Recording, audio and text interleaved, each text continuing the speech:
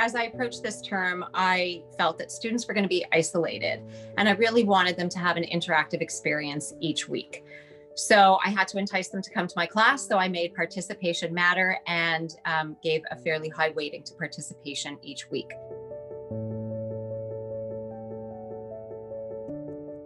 At the start of our class, what I would do is I would get on early onto our Zoom session, and I would ask them, for example, what word comes to mind when you think of the word wealth, or what word comes to mind when you think of the word sibling?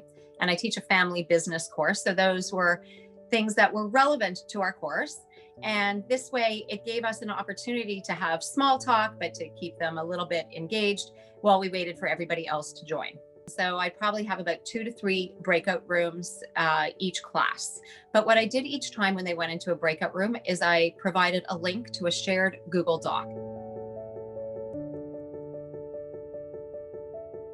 What I was hoping for is there would be a lot of verbal participation.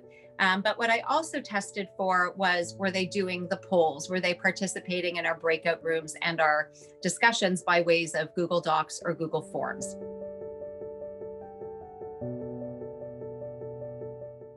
When I end my sessions each week, I end it by asking the students usually to submit their key takeaways on the class.